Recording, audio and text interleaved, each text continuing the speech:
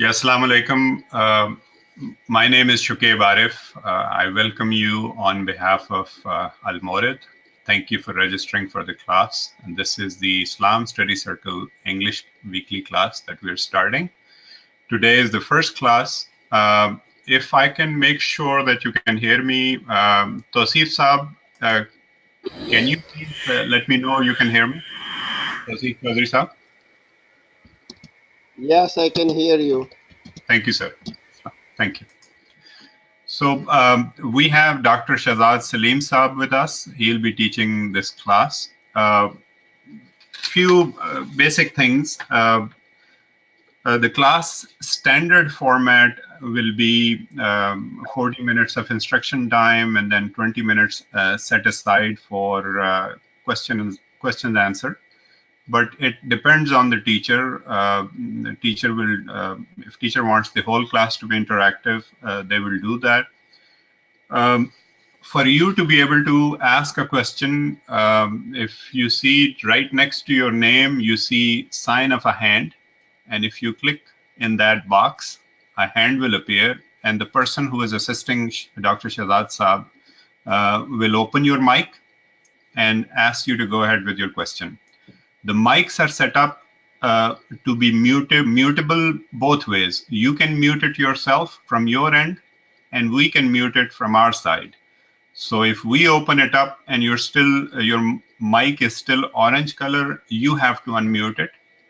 We'll get a hang of it, inshallah. We'll be okay. Before we start the class, if you have any questions about the class, about navigating, please let us know before I hand it over to Shehzad Saab. Tosif Saab, I see a question mark next to your name. Do you have a question, sir? No, I don't. I just replied that I can hear you when you were asking me. Thank you very much. Thank you. The only other thing is, generally, any teacher likes the eye contact. It gives a better, facial gestures and impression. We do not require you to be on a webcam when asking a question, but we encourage you to be, you can, if you like, you can be on a webcam when asking a question, but we leave it up to you. You can also ask a question directly through the mic, or you can type it up as well. It will appear, and the person assisting the scholar can repeat that question on your behalf. So without any further delay, I hand it over to Shehzad Saab. Shehzad Saab, thank you very much. You can start, sir. Bismillah ar-Rahman ar-Rahim. My dear listeners, if I can say listeners, because most of you would not be able to see me, I welcome you here to the first session of the Islam Study Circle, and it is being aired specifically for participants in the North American continent. And since this is the first session, I have some different things that I'd like to experiment with, and also find out the nature of your need and the way we can proceed with these sessions, so that I can do my best and convey what best I can in this weekly 1-hour session. So the thing that I'd like to put forth before you at the very onset is that you have been aware of what Al-Mawrid stands for in the last 2 or 3 years. Maybe some of you have come closer to Al-Mawrid in the last tour of Ghamidi Sahab, and some others may have known us since the last couple of years. And the thing that perhaps would stand out in this regard, I'm not trying to in any way make a self-praise, but just to reiterate the fact that the methodology that we people at Al-Mawrid have adopted in teaching is basically interactive, in that we would like to present whatever we present on the basis of facts, on the basis of arguments, and on the basis of the rationale that that particular issue would be having. And therefore, it is our wish that we continue in this manner in these sessions also, these interactive sessions, and you'll find whatever we have to say shall be presented as best as we can in the form of logical arguments.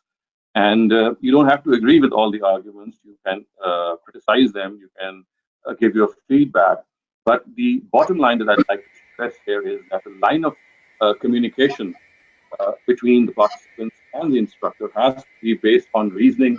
It has to be based on a rational and logical approach so that we are able to communicate to each other, and also we are able to encourage debate and dialogue, which has generally been regarded as an anathema in Islamic circles.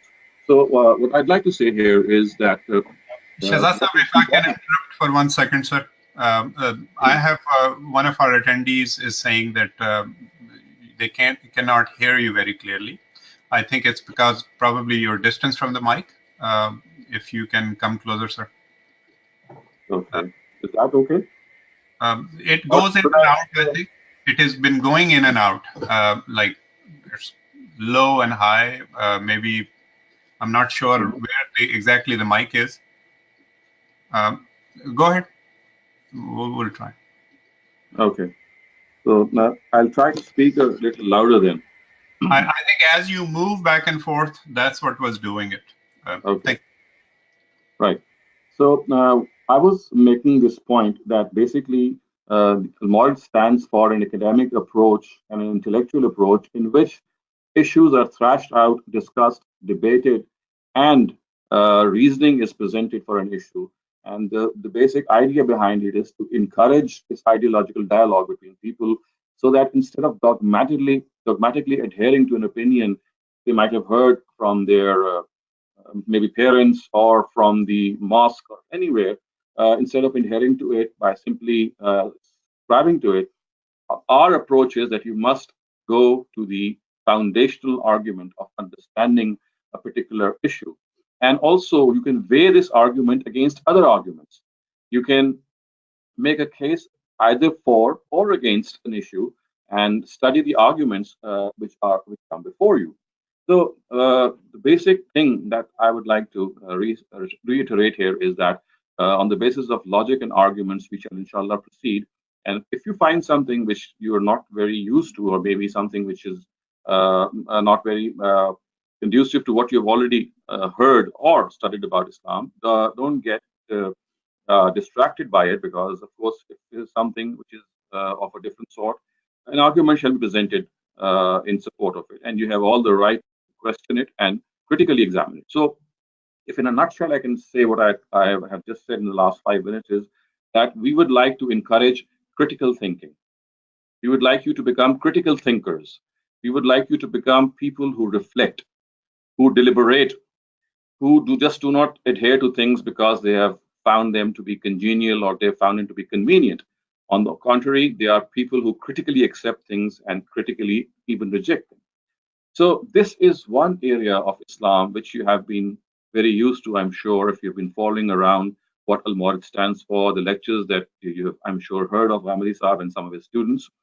To me, I'd give you one important pointer, which I myself, as a student of Ghamidi Saab in the last about 28 to 30 years, have learned, is that it is of paramount importance that besides being well-versed in Islamic disciplines, besides being as far as we can become educated regarding Islam, it is equally important to become better human beings, and if not even more. So the starting point of studying Islam is actually to become or make an effort, a concerted effort to become a better person, become a better human being who is able to interact with people. And when people see him or her, they actually feel that this is what a good human being is all about. So the starting point of the study of Islam actually begins with this instruction that besides studying Islam, besides studying the Quran, the Hadith, and other basic texts, we have to be human beings par excellence. And if not possible, then we have to make this try. We have to keep on trying to become good people. And let me introduce a small term before you, which I personally have, I use very often in order to communicate the whole purpose of moral conduct, and that is the better human. So our primary mode of instruction, or our primary mode of delivery in these sessions will be that we will divide these sessions basically into two parts. The first part will consist of some topical instruction, some education regarding personality development, regarding how to become better human beings, regarding how to become better people who can contribute to the society they live in. And the second part of our instruction or session will deal with some of the common misconceptions which which have arisen in the last so many years, and which in fact may have made people think that these misconceptions actually stand as representatives of what Islam is. So, to start off this session, I'll begin with one of the most important things which I just outlined, is that we have to become good human beings. Islam is just not an intellectual exercise. Whenever you study religion, it's just not like studying physics or chemistry or philosophy or social sciences, because these sciences are basically they are grounded in certain views, which you can agree and which you can disagree. But as far as religion is concerned and the religion of truth is concerned, it's just not something that you need to study. It's something that you need to adopt. All of us need to adhere to certain norms that we actually preach.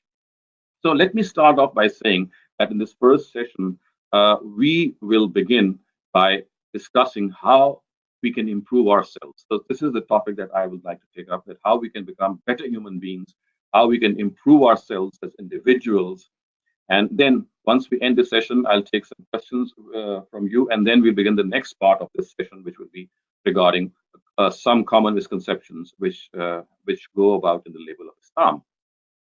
So, my dear you viewers, just to recap, that if we have to become a better person, if we have to become human beings who are relished and cherished by our surroundings, then the best way to become a good person, believe me, is through none other but a one-point agenda, and that is self-accountability. If we have to become improved people, if we have to become high achievers, all of us would like to become high achievers in our various undertakings. If we are students, we'd like to become high achievers in our studies. If we belong to a particular profession, we would like to become a very high achiever in that profession. So this is a human instinct to become high achiever in whatever field he or she is. So there is another area in which we all need to become high achievers, and that is personality development and professing a high moral character. And as I said, the best way to accomplish this, to become a high achiever vis-a-vis moral conduct, is that let us begin with holding ourselves accountable to our own selves. So the best way to become a good person is to undertake this exercise, which I call as self-accountability. And I'd like to present some points here vis-a-vis self-accountability, because it's easier said than done. There are, of course, certain details, certain practical suggestions that need to be given in this regard, so that this self-critical attitude becomes a norm with us. It becomes a habit with us, and we continuously adopt it in order to become better people.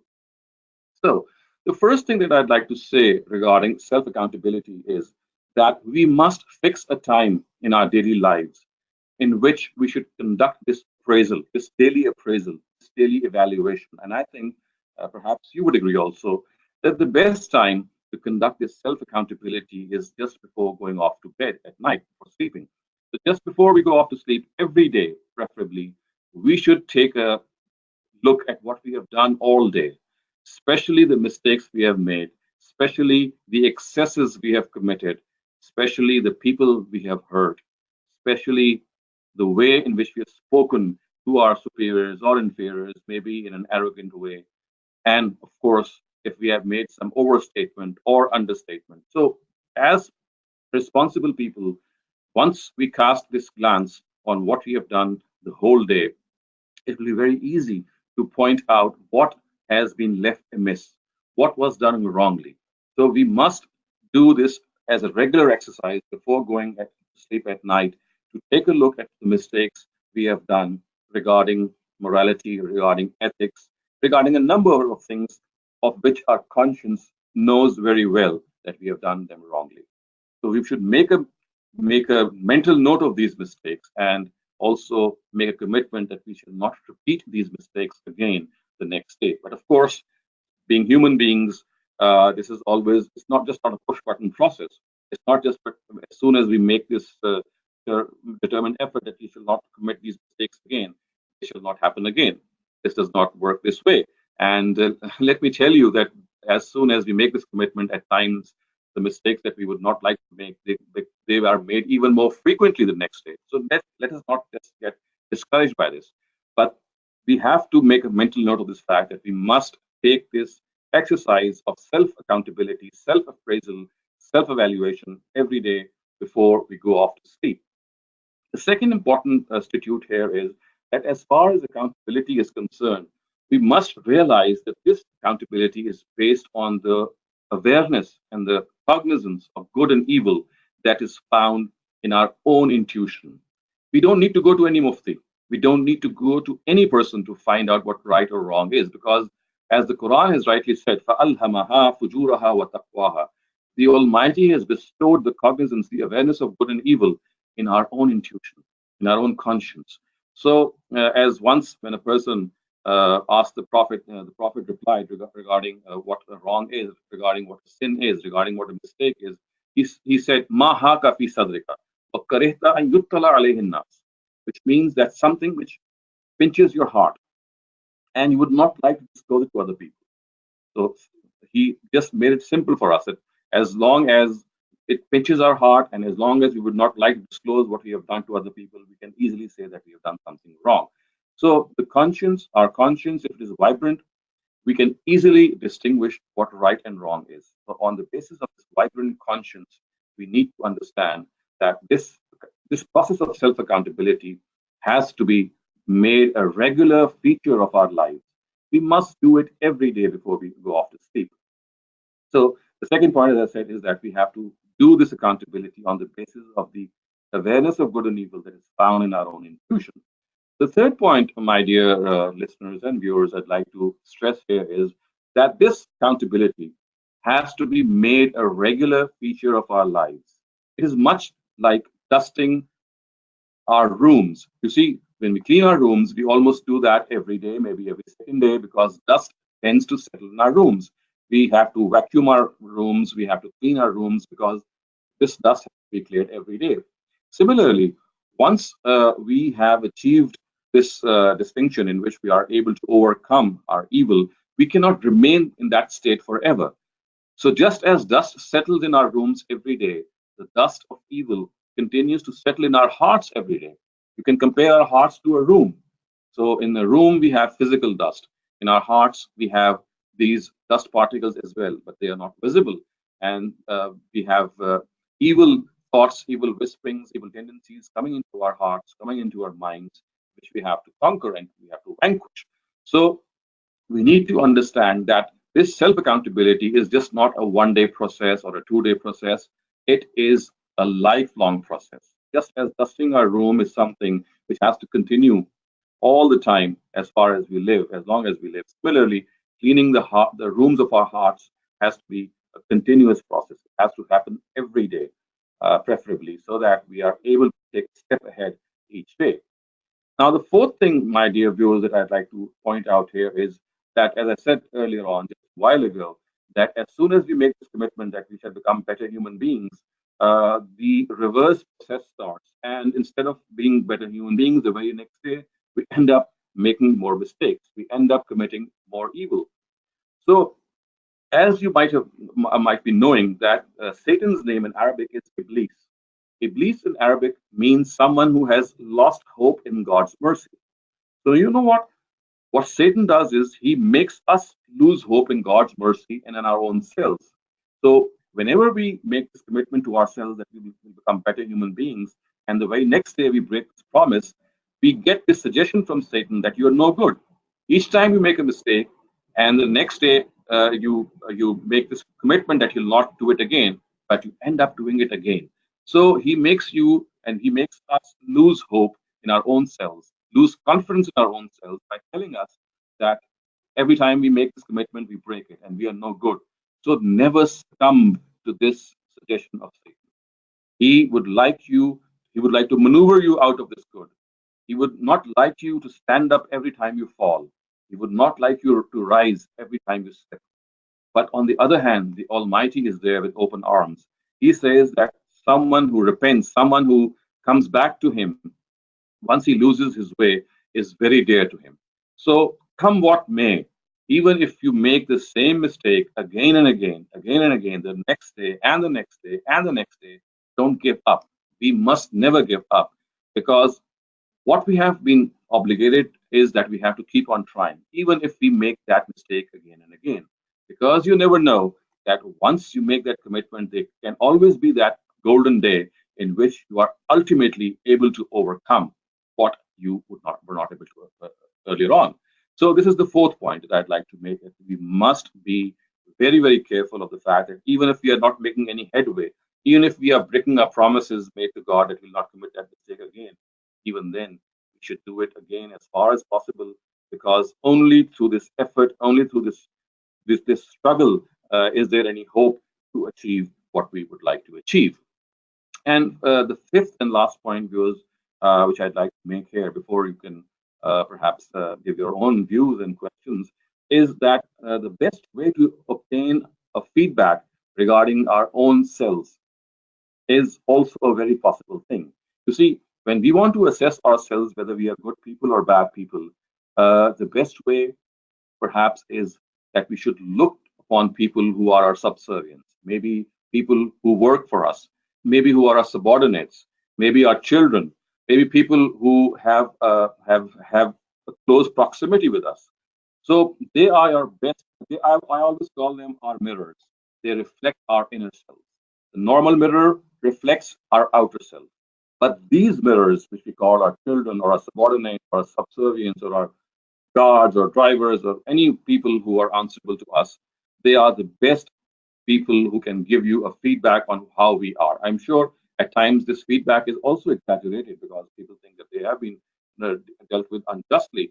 But in the garb of that feedback, you can easily assess the kernel of truth found in it. Even if the words are harsh, maybe, or even if it is uttered in a manner in which you could give some room for exaggeration, but you will still get an idea of how good or bad you are.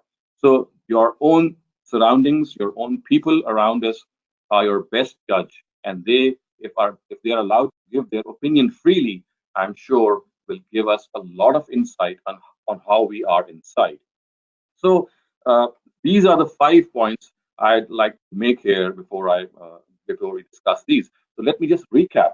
That the first point was that we have to take this step towards self improvement, and there are 5 ingredients of this self improvement step, which is called self accountability.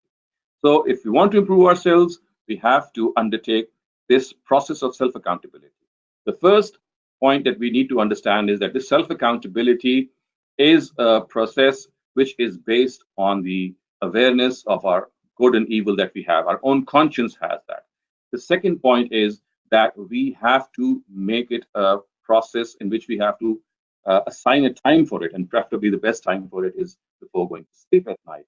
The third point that I've made is that we have to do it as a continuous process. It just cannot stop in a couple of days. It has to go on and on as long as we live.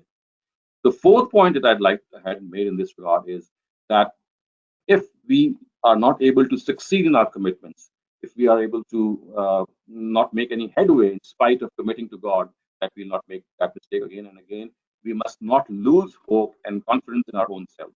We have to continue and make these promises, make these commitments, because there is always hope that the next day, inshallah, we will be in a better situation. And the fifth and final point that I made in this regard is that the best way to find out who we are vis-a-vis this self-accountability process, where we stand, how good human beings we are, that we should ask people who work for us, who are subordinate to us, who are subservients. They are in a very good position to tell us, because we know that when we are in a position of power, when we are in a position of subordination in which people are subordinate to us, we tend to lose our cool, and we are actually what we are from inside. We behave exactly what we are from inside. So that is the best judge that we must look at people who are around us. So, my dear viewers, these are the 5 points that I'd like to make vis-a-vis becoming a better human being. And just lastly, just also let me point out that one of the famous fathers or founding fathers, we know that Benjamin Franklin was a person who was a gifted person. He had a lot of qualities of head and heart. And I recently read up about him, and he had a very, very interesting point to make. At the age of 22, he said that I'll make a commitment to become the best person in the world vis-a-vis conduct is concerned vis-a-vis morality is concerned. And so he drew up a chart in which he listed the number of days of a week in a row on the top, and he listed 13 or 14 major evils that we do each day, like, for example, backbiting, like, for example, being rude to others, like, for example, being angry to others. So he made this column on the left in which he wrote those 12 or 13 everyday mistakes that we generally make. And on the top, he made this row of Monday, Tuesday, Wednesday, all the way to Sunday. And he said to himself that whenever I'll commit some bad thing, I'll put a black dot in that space. For example, if I become overly angry on a Monday, I'll put a black dot in that space which covers the Monday, and so on and so forth. And he said that my objective would be that I will try to achieve a blank page so that every black spot which represents a mistake is not there. And if my page is clean, that would mean that for that particular week, I did not make any mistake in those 12 or 13 major areas. And he said later on, he confessed, he said that in spite of trying very hard, seldom was there a day in which he could not find a black dot. Because every time he would try to do, he would come up with some suggestions for his own self, but he would not be able to control himself. So, just to make this, I'm trying to make this point that here is a person who was seriously interested in improving his own self, and not by just through sermonizing or perhaps listening to a sermon or merely reading the Quran or sitting in the company of pious people, because all these, of course, are very, very stimulants in as far as good behavior is concerned. But he took a practical suggestion. He gave a practical suggestion to his own self, and of course, he made this point that we should also make this a practical suggestion that we should practically fill out a form, a weekly form. We should keep it to ourselves. We don't need to disclose it to anyone because it's our own account that we have to see, and we must see that this is the account that is going to be presented ultimately before the Almighty, and He knows what we are doing. So, just to get a feedback of what you're doing, we have this weekly activity page in which He would express his his reservations vis-a-vis the evil thing that he did. So I think that this is something which all of us might also adopt if we think that this is something which can really help us. And personally, I think it will, because unless we make a concerted effort, merely listening to a lecture or merely going through the motions will not be enough. We'll have to make this practical step. And here, at this time, I end this first session with this suggestion that all of you who are listening to me who would be entrusted to become better individuals, who would like to become morally sound, let us start with this process of self-accountability, and let us start with this chart which was suggested by him, so that we can practically adopt a suggestion in which we start this whole process. So, my dear viewers, I'd like the organizer here to open your mics, and if you have any questions regarding this first session, as I said, our complete session will be split up into two parts. The first part would be on some model point, the way we have just discussed. And the second part, we would discuss some of the common misconceptions regarding Islam. So I'd like to request the administrator here, if he could open the mics of any person who would like to ask questions. Thank you, Dr. Shehzad. As I mentioned previously, and for those of you who joined after the class started, there's a square right next to your name with the sign of a hand. And if you click there, then we will know that you have a question, and we'll go ahead and open your mic up. So if you have a question, please click there, and I'll go ahead and open your mic. Thank you.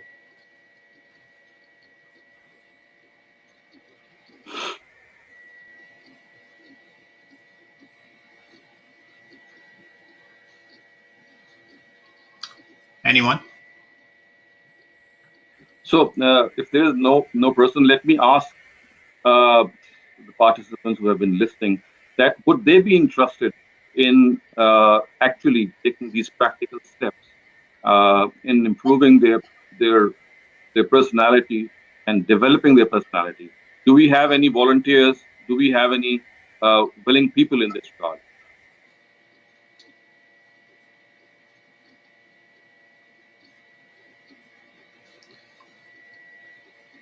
Uh, Tahreem, please go ahead. Your mic is open.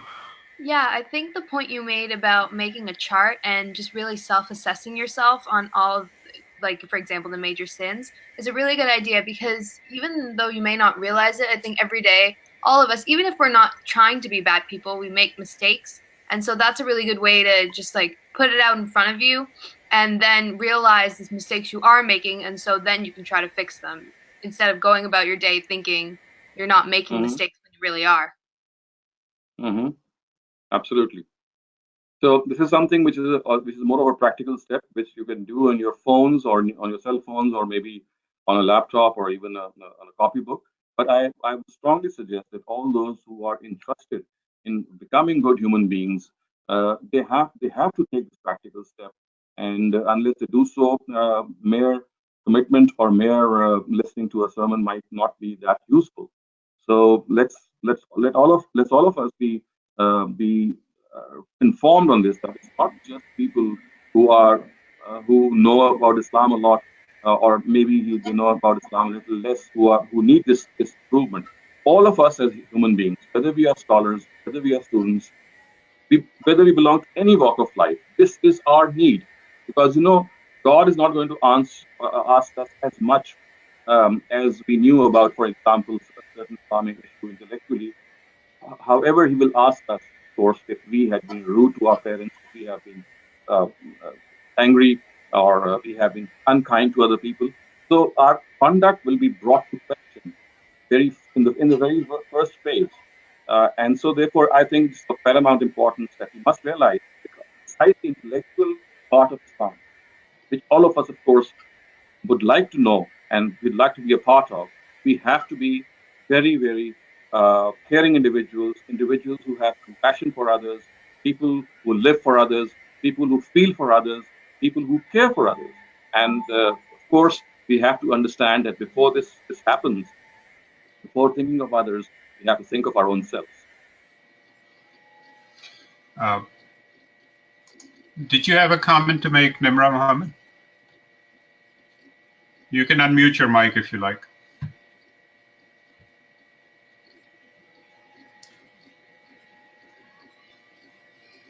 Yeah, I see it typed up. She says, Assalamu alaikum. I really like the idea of assessing oneself before night. That was her comment. Amir Saab also made a comment. It is a great way. Uh, Nimra is saying that she's on the phone, so she's not able to speak on the mic. Thank you. Anyone else? Yeah, I think that's all the questions we had, Shehzad. Okay. So let me now start the next part of our session, the second part. And as I said, I've made it a point to keep the personality development part the first part, because, as I said, it occupies more importance than, in fact, having knowledge about our religion, because that knowledge keeps increasing, and that knowledge is something which our own intellect also requires. But to become a better person is perhaps a stronger requirement. So that is why I've kept that session or that part of the session first. So now let's move on to the second part, and as I said, that will discuss a couple of misconceptions which go under the name of Islam, so that as we go along in these sessions, we are able to discuss some of them and keep us informed regarding the true view of Islam on a particular area. Let me start off with a very common misconception, and I would like to say that it's not just a common misconception. It is perhaps one of the biggest objections which Islam faces from its worthy critics. You see, critics are of all types. They are not just people who are there to criticize for the sake of criticizing. We meet all sorts of people, people who are genuinely uh, troubled by a certain view about Islam, and they would like to know why it happened the way it has been reported in history. So the biggest objection I've come across in so many years of talking about Islam to various audiences is regarding the Prophet's marriage with Aisha radiallahu anha. Now, our traditional viewpoint, or our traditional knowledge, or our traditional scholars tell us that Aisha radiallahu anha was married to our Holy Prophet Muhammad sallallahu alaihi wasallam when she was 7 or 9 years old, and then the rukhsati, or the departure of the bride, took place after that. So some say it was 7, and she got to the Prophet's house when she was 9, and these are the this is the vicinity of the age group in which generally we are given this idea. And then it is because of this notion that the practice of child brides has become rampant in our Muslim areas, in Muslim territories. So we find so many people marrying child uh, girls who are not even of marriageable age, 5 years or 6 years or 7 years.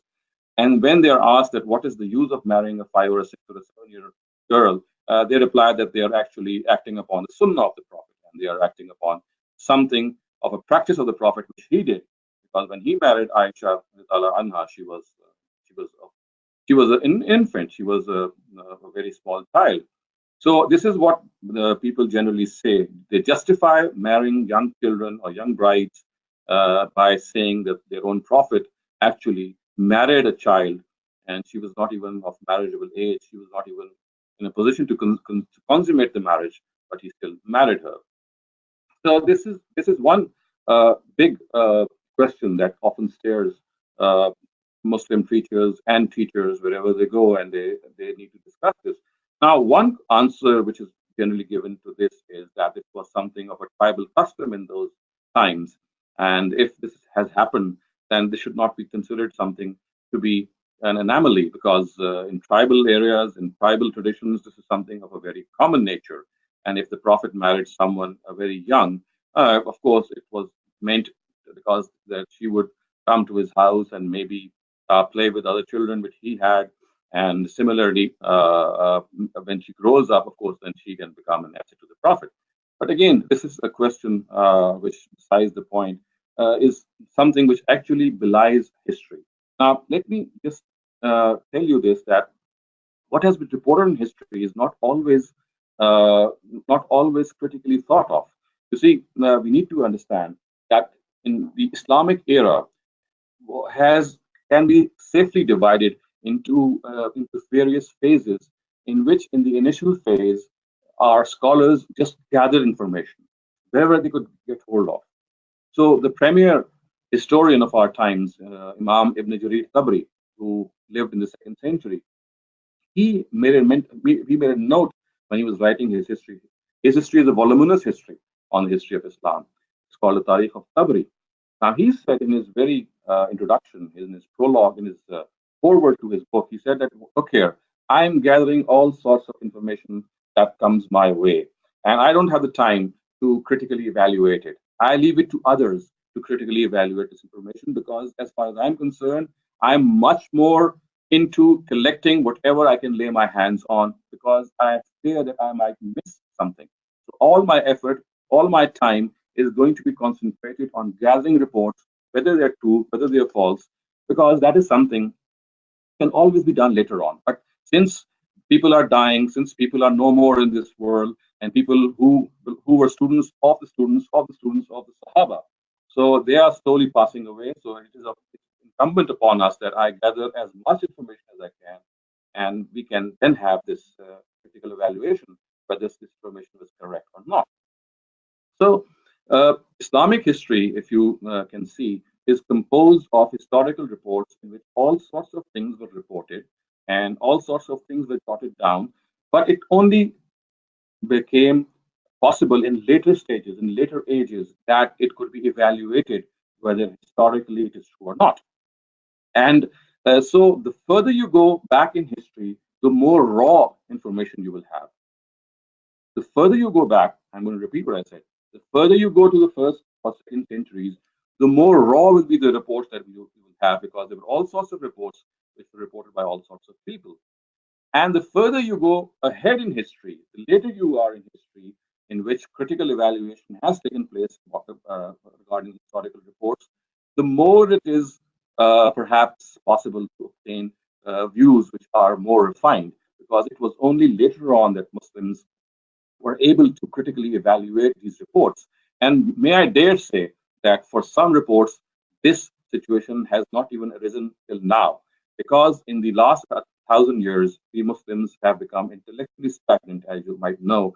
And instead of evaluating and critically thinking regarding various points that we find out in our history, we tend to just cling to them without researching into them.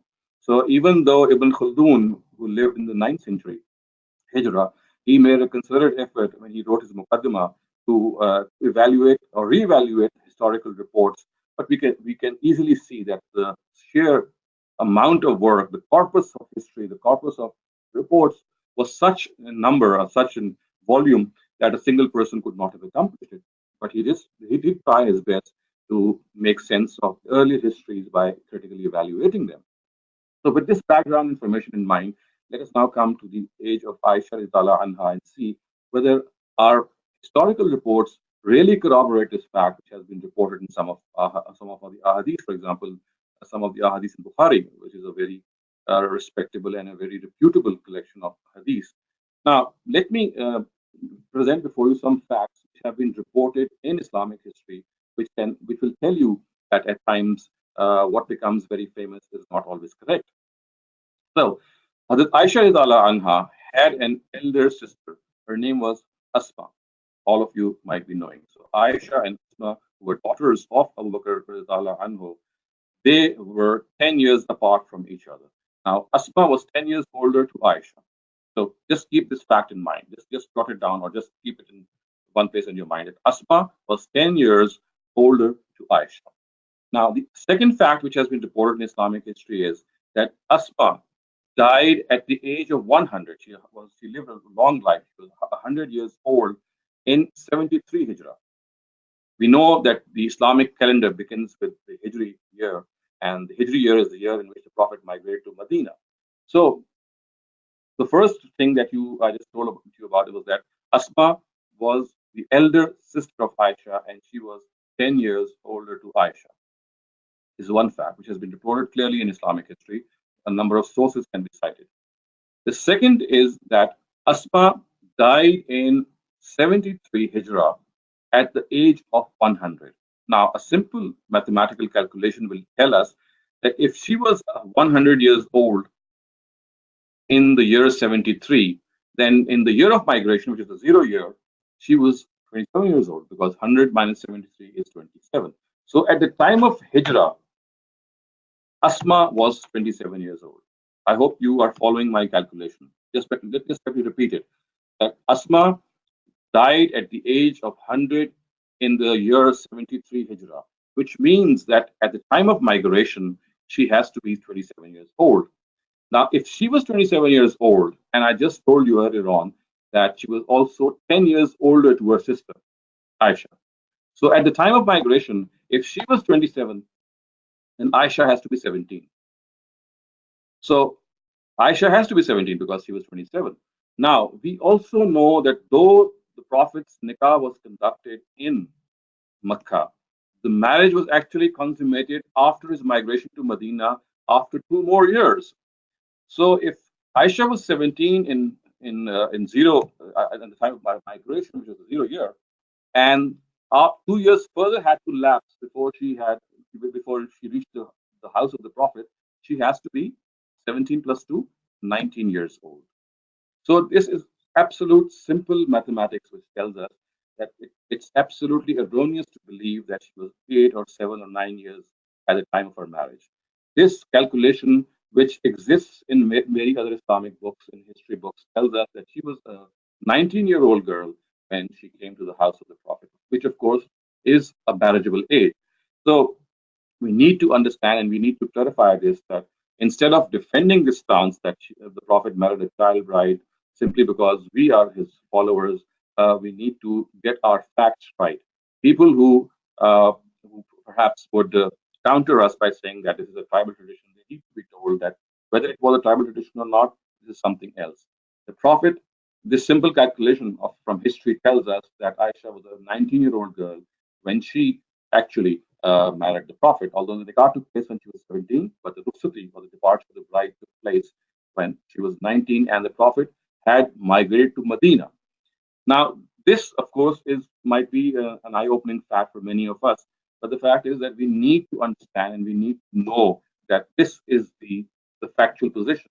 And people who say that she was a child bride and justify child marriages as a result, they need to understand that they are gravely mistaken. The Prophet never married a child bride. He actually married a perfectly normal mature lady of 19 years of age. And so let this not be a norm amongst us Muslims, because in this India, Pakistan, where I live, the region in which I live, I find many people of old age, they are getting to their 70s or their 80s, and they start marrying very young ladies, very young girls, in fact, 6 or 7 or 10 years of their age. And then they would say that they are actually reviving a sunnah of the Prophet, because what the Prophet did, they are just following what he did.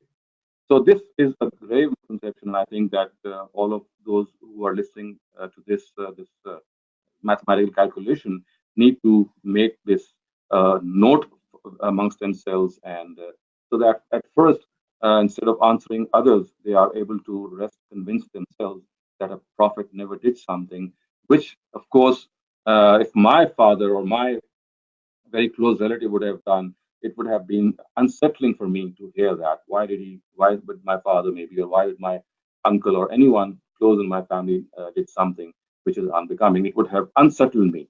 So when I read this history, when I researched and when I found out these facts, I was really convinced and very satisfied. And let me also tell you that this historical calculation was made by 2 or 3 scholars of the subcontinent. One of them is called, his name is Hakim Niaz Ahmed.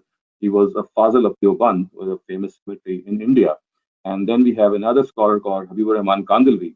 So these are the 2 scholars who actually made these calculations. It's not just that they made themselves these calculations up by themselves. They found these facts quoted in books of Islamic history. Unfortunately, these facts had uh, been dubbed, or they had been just pushed down the ground under the mat, under the mattress, so that people could not properly gauge them. The thing that became more famous was the hadith of Bukhari, in which it is said that Aisha Tala Anha was a 9-year-old girl when she married the Prophet.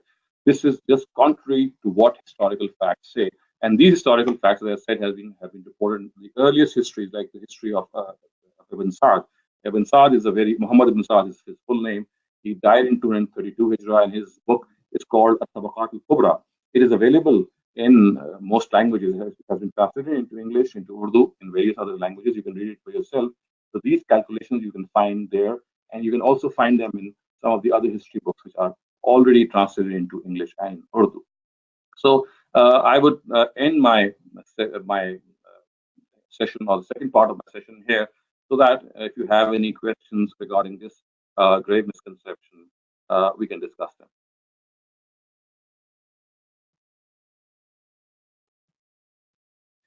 May I request the administrator here, if you could open the microphones of people who would like to discuss this misconception.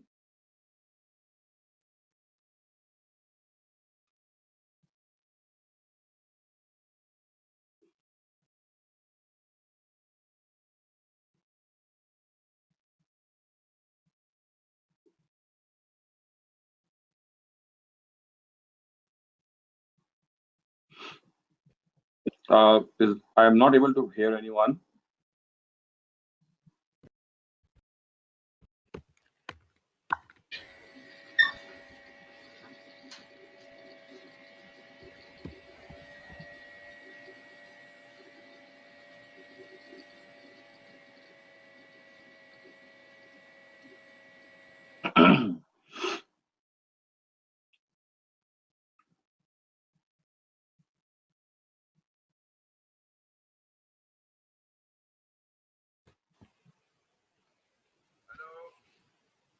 Yes, I can hear you.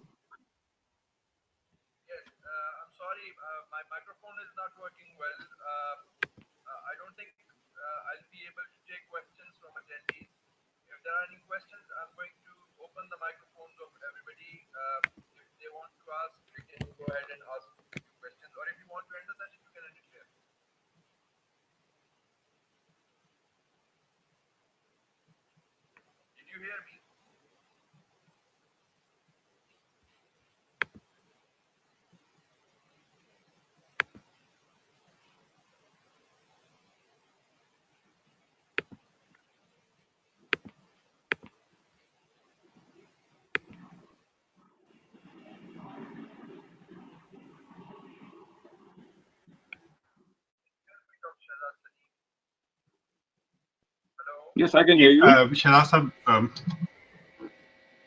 I'm here. I'm sorry I had to step away for a few seconds. What can I do? So I was I just finished the second session of this class, and I've asked all the participants that if they have any question regarding the misconception that we have just discussed, I'll be happy to discuss it. Yeah, I have a few questions here. I can go through them one by one. They are all written questions, so I'll read them out to you on behalf of the attendee. Okay. Um, the first question I have is from Asif Razak Saab. He says the condition of human heart oscillates between good and evil. It requires constant calibration. What, if anything, from Sunnah of Prophet Muhammad, peace be upon him, is there, which shows how we can change our hearts towards good and counter the evil thoughts and actions? Right. So let me answer this question before you pose the next one. Well, you see, we need to gather from various sources, including prophetic ahadith from the Quran itself. There are a couple of things which help us a lot in this calibration, as you rightly mentioned, that you calibrate your human heart towards doing good. The foremost thing in this regard is that we have to attach ourselves to God. And the best way to attach ourselves to God is to be a person who is God fearing and who has a very deep relationship with the Quran. So, the best way to know about God, the best way to cement our relationship with God is to have a very strong relationship with the Quran itself. And that has to be done by studying the Quran with proper meanings, with understanding the Quran, with trying to follow what the Quran says, with perhaps memorizing some of the surahs which we can read in our prayer so that our prayer becomes more diversified and they are more interesting for one another, for each of us.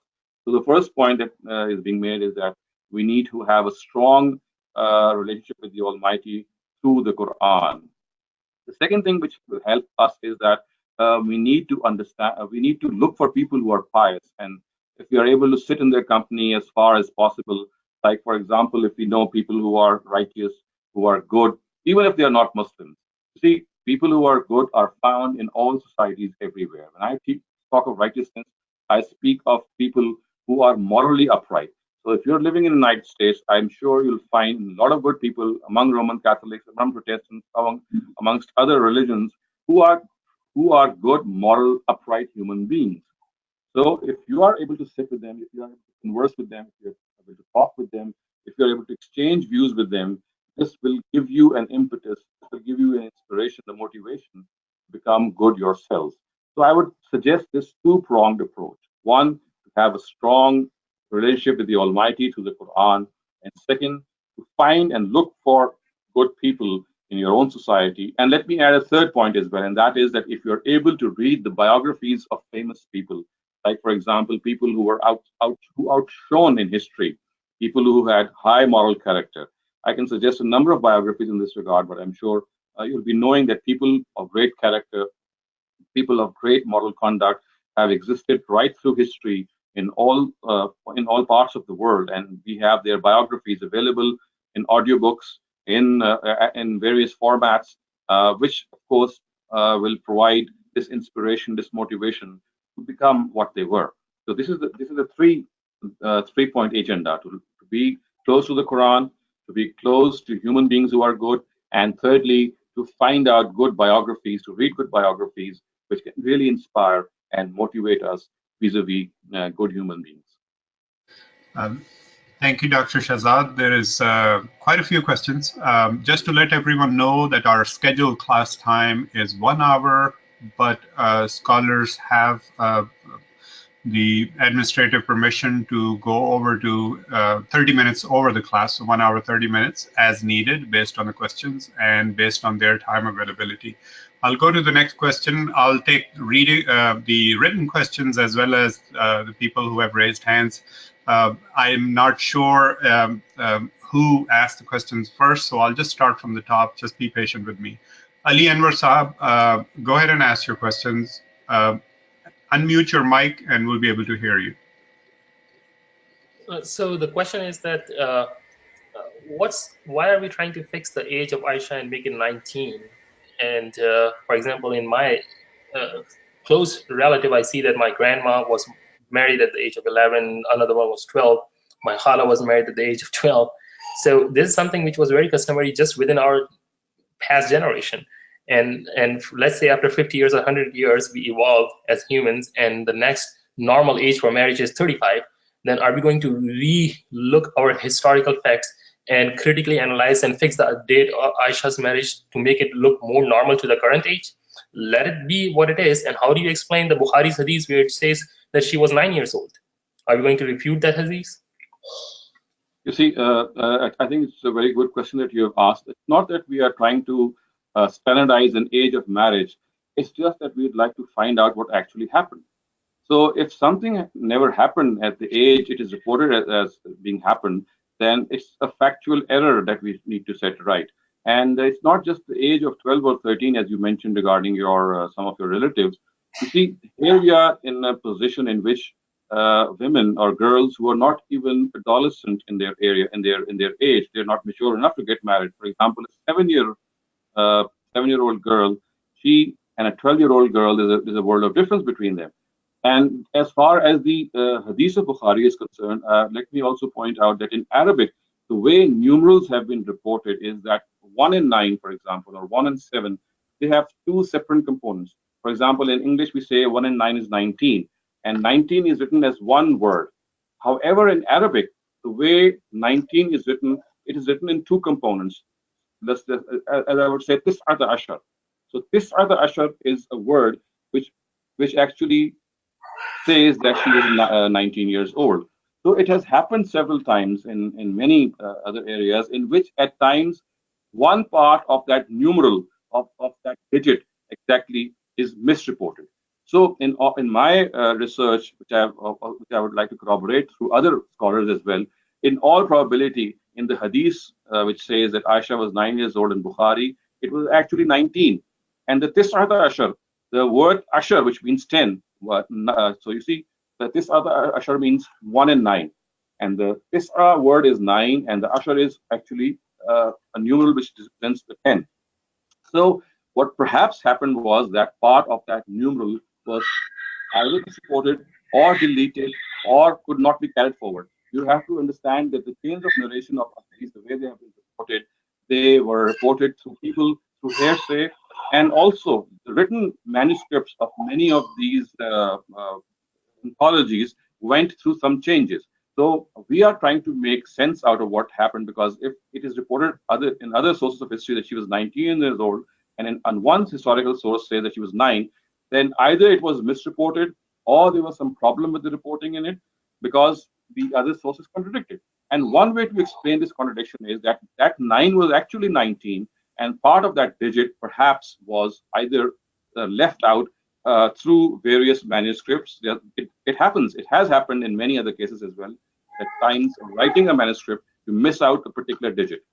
And this could be one of the explanations. And of course, other explanations can also be entertained. But the fact is that since other historical reports clearly tell us that she was 19, we have to understand that this could have been one area in which this erroneous transmission took place. Thank you so much, Dr. Shehzad. Saleem, I'm sorry, we'll have to end the session here. The other administrator had to step out and attend to some other important meeting. Thank you so much to all the participants. Thank you so much, Dr. Shehzad. Saleem, I hope we'll be continuing with this journey, and all the participants who attended today will attend the next sessions. We are going to finish the recording and the session here. Thank you so much. Thank you.